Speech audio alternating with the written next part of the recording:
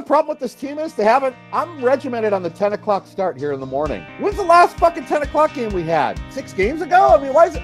This has to be the longest stretch where I'm not watching the Vikings at 10 a.m. And I run a schedule. Coffee, ready, do my walk, do another walk, get eBay handled. I sit down at 9:45. I get into my mode, and I watch the Vikings at 10 a.m.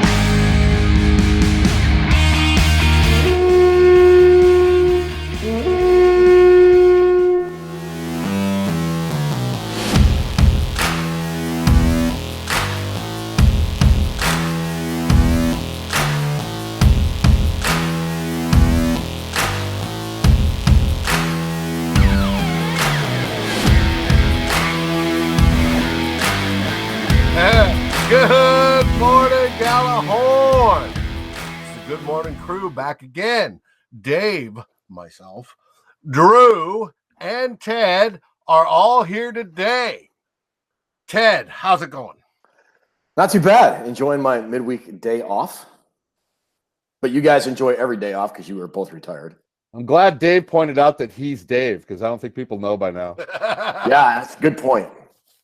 How's it going, guys? Good. Hey, it's for the podcast listening audience. Yeah, all 8 of them. Oh, shit. Here we go with another week. Yes, another week. It is week 14 in the NFL, and the Minnesota Vikings will travel to the far northwest, home of rain and Starbucks. So, and hippies. Can't forget hippies. Soundgarden, Pearl Jam. Yep, plenty of good bands. Heart, And Mother Love Bone, and Flying Fish in the market up in Seattle. We're going to the home of the Sea Chickens. A team that's playing very well right now, I might add. Yeah, what are they? 7-5, or what are they? 7-5. 7-5, game ahead of us for the wild card spot. Well, they got the first wild card spot right now, And we're in the second wild card spot. Yep. Yeah. Thanks to Washington losing to Philly. Yes. After all this great season ahead of us, we got the 6th best team in the NFC.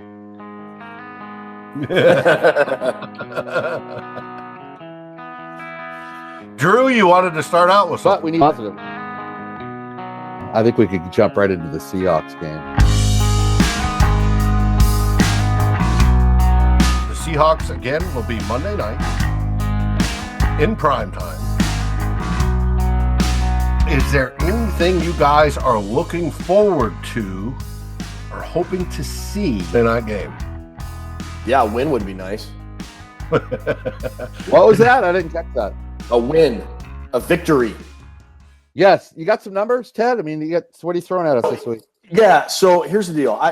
We were at the end of our post-game show, we were talking about the offense and defense not really playing complementary football.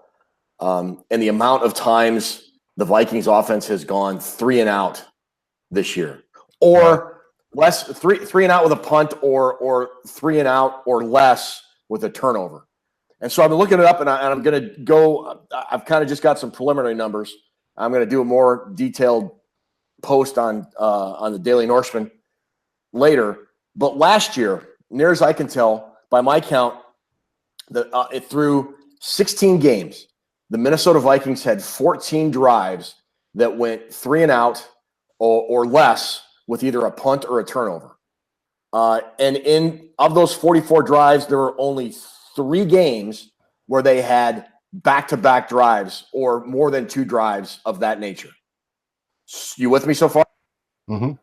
Yeah. This year, through 12 games, the Vikings have 42 drives of 3 and out with a punt or less than 3 plays with a turnover. And in 5 games, they have consecutive drives of those, if not more. And the Vikings 3 times, they didn't do it. And last year, the Vikings did not do it after week 5 or their 5th game of the year at Chicago, that Monday night game, if we remember, where Sam Bradford came back, looked really ineffective, and Case Keenum came in. That didn't happen. Consecutive 3 and out drives in a game didn't happen after week 5, probably until the Philadelphia game. I didn't look at the postseason. probably the Saints game too. But it's happened as recently as the Chicago game. Amazingly enough, it only happened once against Green Bay and once against New England that I can remember, but I got to go back and look at it again. So we're talking about complementary football, and I also want to go back and look at after those consecutive drives, what did the defense do? Did they score? Did they hold? Did they get a turnover? What? So I'm still looking at it, but that number really jumped out at me so far. That is eye-opening, dude. That is, man. Wow. So the Vikings need to not do that for one against the Seahawks on Monday night. They really need to control the ball, control the clock, keep Russell Wilson off the field as much as possible. And when they do finish a drive, score a touchdown and not run Dan Bailey out there to go a 50-50 shot on a field goal. Yeah, with Wiley showing up late. Yeah. Well, yeah, that I can kind of just compliment or piggyback on what Ted's talking about here. You got to look at the beast that's in front of you. You got Seattle. This is one of the few teams in the league who actually uses the home field to its advantage. Seattle players, they play better with that crazy 12th man. They do. And there's not a lot of teams in the league that, a lot of times home field advantage is way overblown. They don't, the away team doesn't really matter. But in Seattle, it is a big difference. And to closely point to something that you just mentioned, the 3 and outs. The last 3 weeks, the Vikings have gone 3 and out on their opening offensive drive. The last 3 games. So right off the bat, you're going into Seattle. You have a lame-ass 3 and out to start the game. You're already setting the tone. You're already in drudgery. Your defense is already going, all right, these guys suck. Your coaching staff's down. You got the start of the game is the crucial point in this one for me. I think it is for all teams that go into Seattle. You can't be chasing the score at 14-0 down and let Russell Wilson get rolling. And the first drive of this game is it's huge when you go into Seattle. I mean, even if the Vikings, they want to get a touchdown, sure you want to do that. Even if you could put up 3 or even have a couple first downs to start the game, that is a big difference to try to take that crowd down a notch at places like Seattle. And the Vikings the last 3 weeks have come out and just had these absolutely horrible first drives offensively. 3 and out. 3 and out, 3 and out. The last 3 games have been 3 and outs, and you're not starting. You're starting off with a bad vibe already. I mean, you can't do it. I think this all comes down to the opening drive of the game. I mean, you want to hook the whole game on it, but you come back to Russell Wilson, he gets a touchdown, then you go 3 and out, punt it back, and they get a field goal. You're down 10-0 in Seattle. The crowd's kicking your ass. It already seems like it's over. Yeah. Yeah, very good point. It does. Very much so. And that crowd will get into it if they have the opportunity and they get loud. The start of these Viking games is really a mind bender to me. Why we always come out and sleepwalk through the first quarter. I think it puts us at a big disadvantage every week. Especially when you're playing on the road. I mean, if you get down early at home, I think it's just maybe a play or two that can help turn the crowd around and in your favor, get a little adrenaline, a little momentum going. That happens against you on the road, and then it sort of feels like a snowball effect. And this Vikings team, when that happens, man, it just feels like they're playing. It may be 10-0 on the scoreboard, but for a while when I think it was 10-0 against the Patriots, it felt like it was 28-0. Oh, absolutely. Totally. Even when it was 10-10, I felt like I was in the short end of the stick, like I was hanging on for dear life. And it's tied. Yeah. It's tied. I should be thinking, well, and if we'd have made a field goal, we'd have been ahead by 3. You got to start the game. I mean, even if you put together a couple first downs and you have to punt it from midfield, at least you're not, you know what I'm saying? It makes a difference. Momentum is something you got to try to grab. And why do the Vikings come out every week and seem like they have to ease into every game? Don't they seem like a team? They were all sleeping 10 minutes before the game, and somebody knocked on the door and went, all right, you guys ready? And they're all groggy. Yeah, we'll be right there. Last month or so, it's felt that way, yeah. It's like getting the kid out of bed to go to school. All right. You have to keep going back in there every 15 minutes. Get up. I want to see him come out and have some, just play better. I mean, come on. I don't have a lot of confidence in this game. I mean, we haven't beaten any. Who have we beaten with a winning record? Nobody. You beat the Cardinals. You beat the 49ers. You beat the Lions. You beat, the Jets. What good is all that? You hang your hat on that all day. Even the Eagles game wasn't that impressive. I mean, they're not. What are they? 6-6? I mean, you got to beat. You got to have this game. You can't lose it if you want to have a chance for the postseason, especially the division. No, you can't. If they lose it. Well, Drew, you mentioned the playoffs. I did a playoff post on the Daily Norseman this morning. And in a vacuum, if the Vikings, with no other results factored in, if the Vikings win, right now they're at, I think, right at 60% chance to make the playoffs. After everything that's happened, they still have a better than an even chance to go to the playoffs. If they beat Seattle, those chances go up to 85. If they lose, it goes down to 44. If the Vikes win and the Rams beat Chicago, their chances to win the NFC North go up to it becomes a 50-50 shot, where right now I think it's like less than 20%. Yeah, this is a huge game, not only for playoff seeding, but a chance to realistically host a game at home. The first round bye is, I think they've got like less than a 1% chance to get a first round bye. That's not realistic.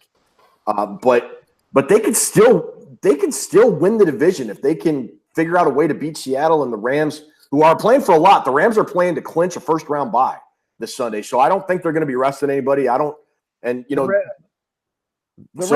big deal.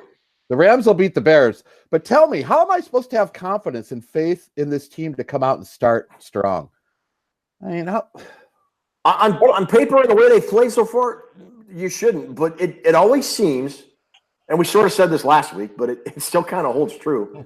About the time you count the Vikings out is when they start figuring things out and playing good football. So if it's going to happen, I mean, it has. Let's put it this way: it has to happen, or everything else is just going to be a slog for the rest of the season. Slog it up! That doesn't do well for those that have a contract expiring at the end of this season. You would expect them to at least step up and play, and we're not seeing that. I mean, at this point, than Anthony Harris, who's at this point, if you're playing, money is money. I mean, and when you're talking about ridiculous sums of money in the NFL, I mean, maybe Anthony Barr, whatever. But at this point, if you're not playing for pride and a chance to prove you're better than other teams and better than the guy next to you, why are you playing? Right. I mean, I get the money, but the money aspect is gone now. I mean, it's December. If you're playing because you're looking for I don't want to get hurt. Nobody wants to get hurt. But if you're looking to play because you're looking for the next contract, I think maybe you might not be playing for the right reasons. But that's just me. No, I agree. But we know that there are players that do just that. Now, are there any on the Vikings? We don't know. I mean, we won't know until we start hearing stories after the season. We hope not. We hope that they are mentally in it to win it, right? But we question that as fans when we get 3 weeks in a row of 3 and outs on that first drive. And I think it affects. As you guys know, we got an email this week, and they were saying that not all players play for the love of the game. And we knew that was correct with Khalil. And it's just, again, if that's affecting the team, it still rolls down to leadership at that point. Not only on the field for the team captains, but on the sideline. But I would put onus on the team captains as well, as to motivate these players. Something. They need to do something, because they've come out and gone through a zombie walk for the first half, or a good part of the first quarter of the last month. Right when football, right when it's getting to crunch time and it's time to sink or swim, the Vikings seem to just think it's okay to tread water and we'll figure it out at the end. They're set the tone. They're right. Come out and throw the first punch for once. Quit chasing the fucking score all the time. I mean, be the bully for a week. Let's see some life out of this team. There's a disconnect going on. There's a lot more to what's going on, but that's why I didn't want to get into it too much earlier. This is this season. We got to look at what's ahead of us. There's something going on. The DiFilippo thing's not working out, and I think Zimmer knows it. But what are you going to do? You have to play the games out. You have to try to do your best to win. Yeah, you can't, and you can't fire him at this point. I mean, I think that would just be cutting off your nose to spite your face. You got to roll through the end of the season and then just kind of evaluate things later. But I think firing him would do more harm than good right now. Right. And he can't be sitting in his office right now worried about that. He's got to be sitting in his office. I disagree. He's got to be sitting in his office looking at the game plan. That's all he needs to be doing. Well, he definitely needs to be looking at the Seattle game plan. But I disagree on the firing. If they go out and lay another egg Monday night, I would hope somebody would step up and say, nah, this ain't working. I gave you your chance. I counseled you the best way I could. I expected this. There's reports coming out in the press that you're doing whatever you want, no matter what I say. Why the fuck wouldn't he do that last week? Why the hell wouldn't he do that last week? You need a more poor showing offensively than last week. We had 10 drives. We scored on 2 of them. And on 7 of those 10 drives, we had 27 yards or less. On 7 of the drives. I mean, what? Because Zim has a history of showing loyalty to those that show loyalty to him. And he'll only go so far. Well, he's not going to get fired, I don't think. I think point at hand, the Seahawks, number 1 rushing offense in the league. So you prepare that way. They're pretty shitty at passing. So we're going to get Kirk Cousins go throwing 50 times again in Seattle. No. I mean, Seattle's run defense is only 17th in the league. Oh, okay. They're middle of the road to ranked defense in the league. So I'm talking about their offense. I mean, oh, my bad. You guys, they are 26th in passing. Let me throw this out there to you, Ted. Thielen and Diggs have 182 catches on the year. Our 2 top wide receivers, 182 catches. Mm-hmm. Seattle's 2 top wide receivers, which are Lockett and Baldwin, catches from their 2 wide receivers. 100. Wow. We have 182 catches between Diggs and Thielen. They have 81 between Lockett and Baldwin. Wow. I mean, that's the discrepancy. That's how. I mean, they only throw for 204 yards a game. But that's kind of where we stand on the thing. So game planning should be a little easier from the standpoint of, they're going to try to rush the football since they run for 150. They're number 1 rushing offense in the league. So we're going to have to be stout on, but they're not going to, Russell Wilson's not going to put up 350 yards on you. Yeah, but how much of that rushing though is Russell Wilson, breaking containment and just making a play? He's dangerous. And do we really defend quarterbacks who run? Josh Allen killed us. Yeah. No, not until they put a spy in there. I mean, Trubisky, that was the key to beating the Bears in Chicago.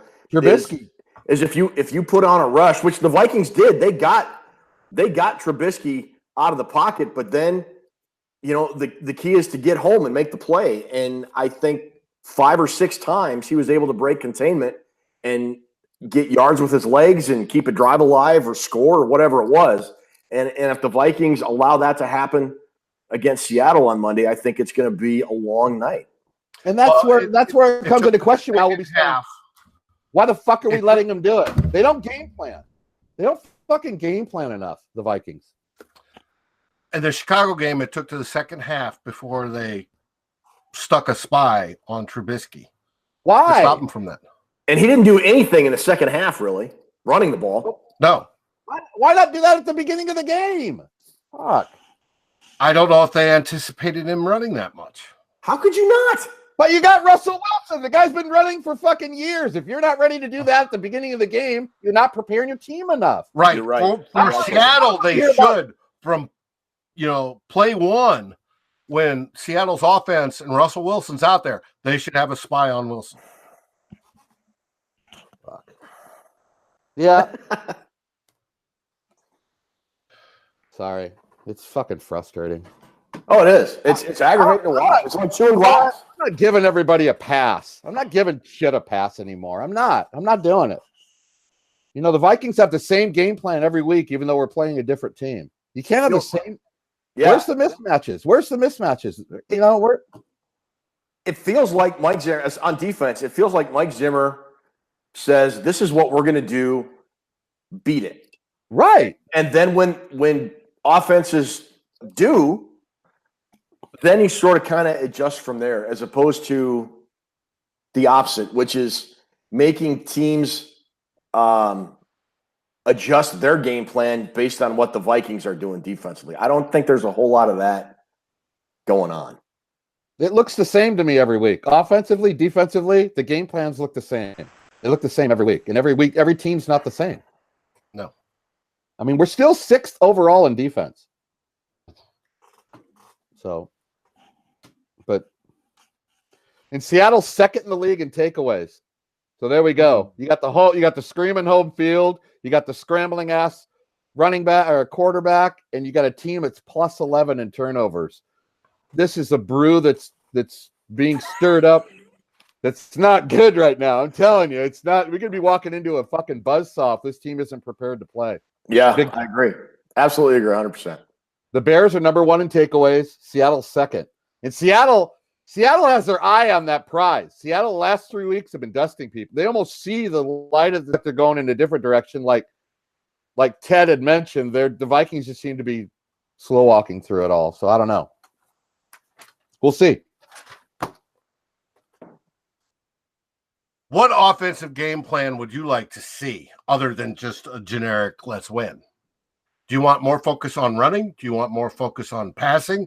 Do you want more focus on a mixture of the two? Because the Vikings right now, I looked last week and then I saw something briefly this week. They're running a pass to run ratio of 60 some odd %, right? And they're number 1. They pass the most out of any team in the league when it comes to ratio. Do you want to see that ratio get closer to 50-50? What do you guys want to see? Go ahead, I want balance. I want balance. I mean, when the Vikings run a balanced offense, they win the football game. Yeah, and Dalvin Cook doesn't need to get 125 yards. But one thing I didn't understand at all, and I wrote this in the stock market report. Dalvin Cook, first half, Dalvin Cook, he had consecutive runs in the first half of like 31 and 18 yards. One came with 7.5 minutes left in the first quarter, which was the 32-yard run, I think it was. And his 18-yard run came a full 15 minutes of gameplay later, with like 7 minutes or 8 minutes left in the second quarter. And the running game was working. It frustrates me when the Vikings can get 3 or 4 yards at a crack and they get in very manageable down and distance situations, and then they decide for whatever reason to pass 9 or 10 straight times. Right. Dance with what got you there. I mean, the Vikings, and I'm not saying this to discount the big play capability of Thielen and Diggs, but if you can run the ball effectively, the safeties creep down a little bit, a step or two, and then it opens up the passing game a little bit more. And yet, I think people say you got to pass to set up the run, but that's not working for the Vikings very well. They're passing far too much. The runs are not as effective as they could be. And I just, especially in that environment, if they can get an early lead by running the ball, getting that crowd quiet, it will bode well for them. It keeps the defense off the field. It keeps them rested. You know, you go 3 and out as many times as the Vikings do this year, even the best defense is going to crack. And I think that's happened far too often. I just, it frustrates me to no end to watch the disparity between the pass and the run this year. Did you go bum Phillips on us right there? The dance with who brung you? Yeah.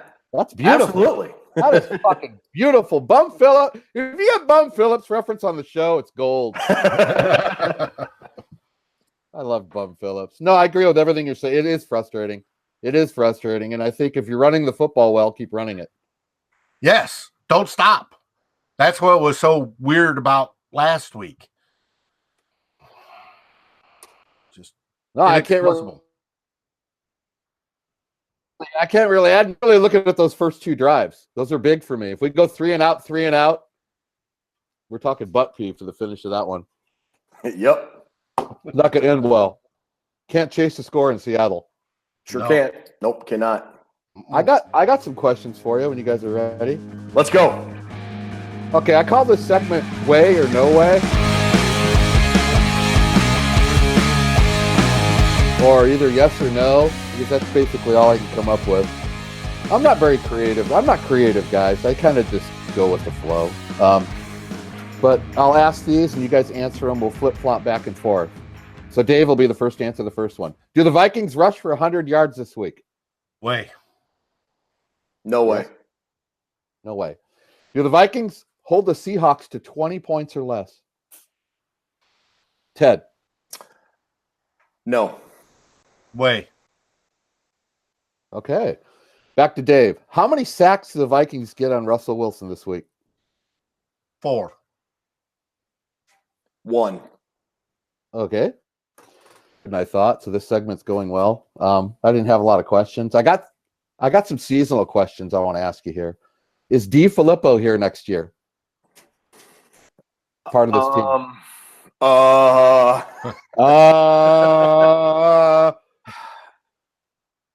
I honestly don't know. I keep hearing stories about D. Filippo being in the running for a head coaching job, but then I see his play calling.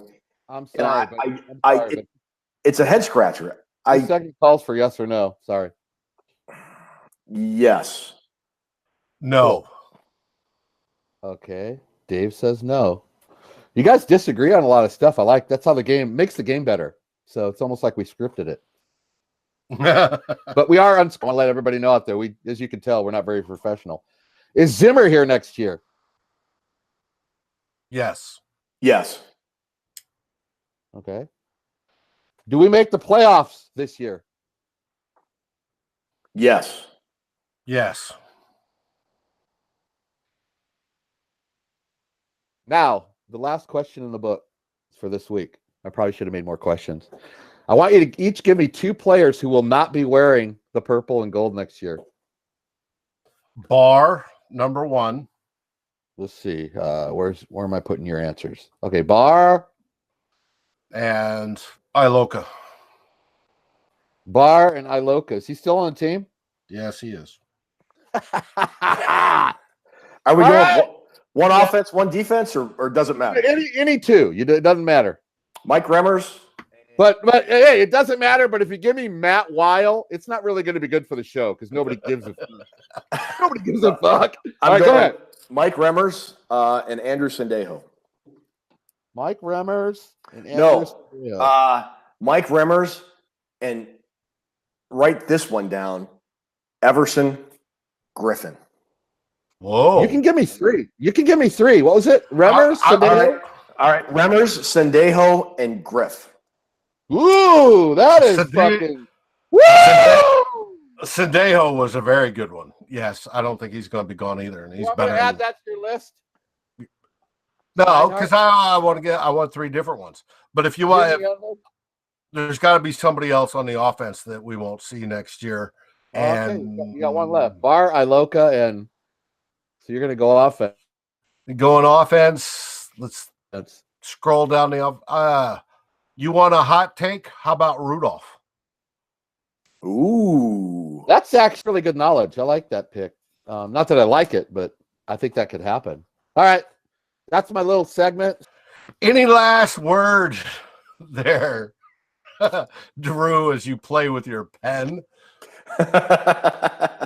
Hopefully, I'm not doing that Monday night playing with my pen in the third quarter. Fuck's sake. Yeah, we have to win this game or we're not going to make the playoffs. I didn't ask myself any of these questions, but we're back to 0 on the kicking. Try to get a good game of kicking. It might come down to kicking this week. We just got to have it. We can't afford to lose this game.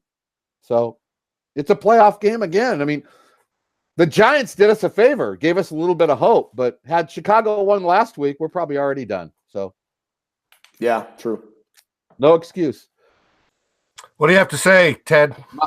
You want a spicy hot take? Sure. Yeah.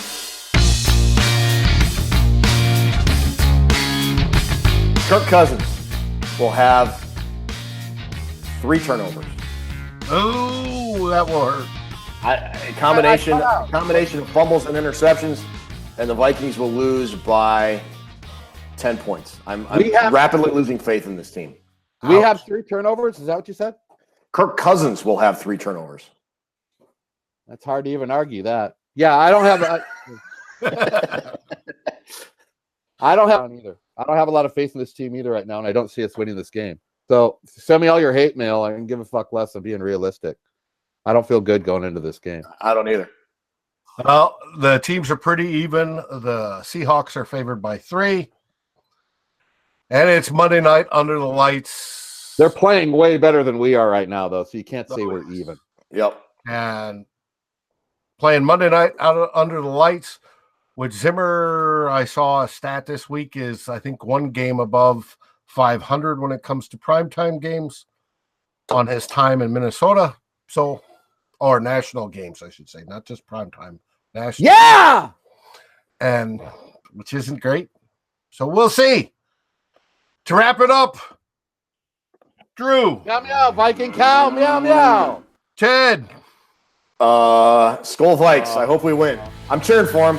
I may not be optimistic, but I'll be cheering to the bitter end if it comes down. All right. Cool, everybody.